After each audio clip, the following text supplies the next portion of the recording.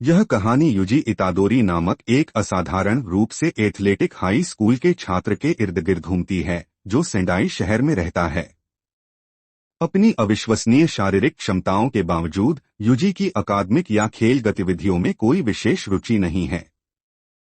वह high school के occult research club में शामिल होकर अपना समय बिताता है, जहां वह अपने दो वरिष्ठों साओरी और ताकेशी के साथ मिलकर स्थानीय किंवदंतियों और कथित अलौकिक घटनाओं की पड़ताल करता है। युजी का अपने दादाजी के साथ एक गहरा बंधन है, जो अस्पताल में भर्ती हैं और उसे दो महत्वपूर्ण बातें सिखाते हैं: हमेशा दूसरों की मदद करना और एक बड़ी भीड़ में मरने से बचना। एक दिन ओकल्ट रिसर्च क्लब एक शापित वस्तु की खोज करता है, सुकुना की उंगली, जो एक शक्तिशाली और दुर्भावनापूर्ण शापित आत्मा व्योमेन सुकुना के 20 टुकड़ों में से एक है।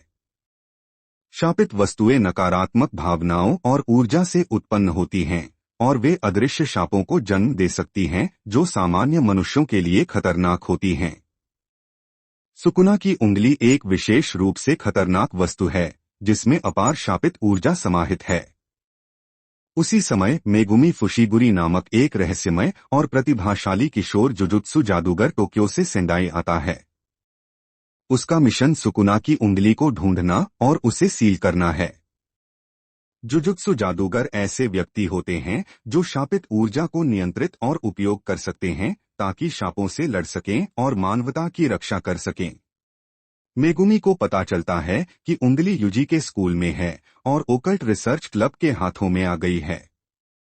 जब मेगुमी ओकल्ट रिसर्च क्लब से संपर्क करता है, तो उसे पता चलता है कि साओरी और ताकेशी ने अनजाने में उंगली की सील तोड़ दी है और वे अब उस पर मौजूद शापित ऊर्जा के प्रभाव का अनुभव कर रहे हैं। अन्य शाप आकर्षित हो रहे हैं और स्कूल खतरे में है। मेगुमी तुरंत कार्रवाई में आता है और एक शक्तिशाली शाप से लड़ता है, जो क्लब के सदस्यों पर हमला कर रहा है।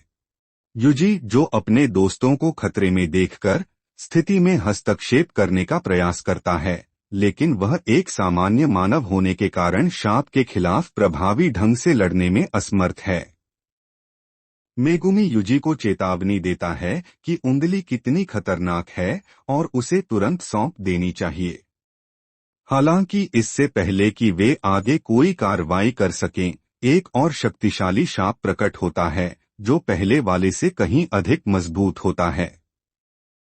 मेगुमी उस नए शाप से जूझता है, लेकिन वह अकेला उसे हराने के लिए संघर्ष कर रहा है।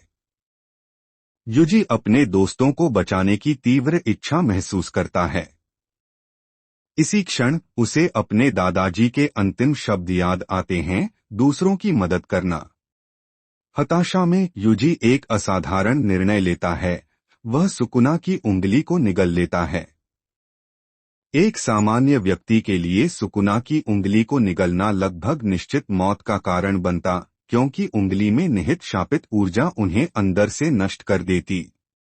हालांकि युजी में एक असामान्य शारीरिक सहन शक्ति और शापित ऊर्जा के प्रति प्रतिरोधक क्षमता होती है।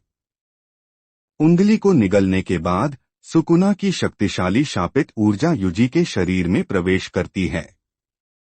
अचानक युजी के शरीर में एक नाटकीय परिवर्तन होता है। उसके चेहरे पर रहस्यमय निशान दिखाई देते हैं और उसकी आंखें लाल रंग की चमकने लगती हैं। व्योमेन सुकुना, शापों का राजा, अस्थायी रूप से युजी के शरीर पर नियंत्रण कर लेता है। सुकुना अपनी अपार शक्ति का प्रदर्शन करते हुए आसानी से शक्तिशाली शाप को हरा देता है। मेगुमी सुकुना की शक्ति को देखकर प्रभ रह जाता है। वह जानता है कि सुकुना कितना खतरनाक है और उसके पुनरुत्थान का क्या अर्थ हो सकता है।